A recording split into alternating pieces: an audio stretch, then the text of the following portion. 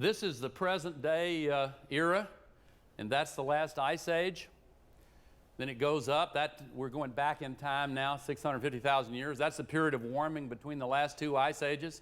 That's the second and third ice age back, fourth, fifth, sixth, and seventh ice age back.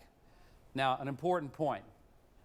In all of this time, 650,000 years, the CO2 level has never gone above 300 parts per million. Now, as I said, they can also measure temperature. Here's what the temperature has been on our Earth. Now, one thing that kind of jumps out at you is, well, let me put it this way. If my classmate from the 6th grade that talked about Africa and South America were here, he would say, did they ever fit together? Most ridiculous thing I've ever heard. But they did, of course.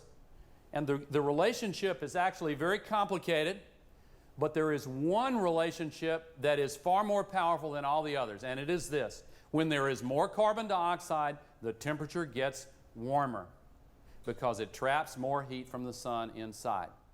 In the parts of the United States that contain the modern cities of Cleveland, Detroit, New York, in the northern tier, this is the difference between a nice day and having a mile of ice over your head.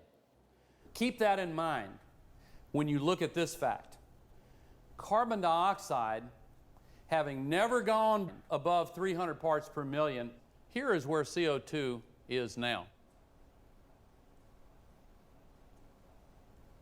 Way above where it's ever been as far back as this record will measure. Now, if you'll bear with me, I want to really emphasize this point. The crew here has tried to teach me how to use this contraption here, so if I don't kill myself, I'll...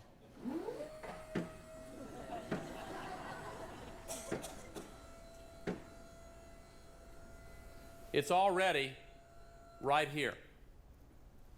Look how far above the natural cycle this is, and we've done that. But ladies and gentlemen, in the next 50 years, really in less than 50 years, it's going to continue to go up.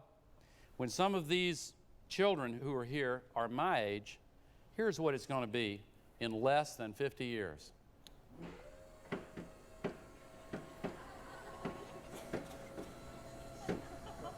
You've heard of off the charts. Within less than 50 years, it'll be here. There's not a single fact or date or number that's been used to make this up that's in any controversy. The so-called skeptics look at this and they say, so? That seems perfectly okay.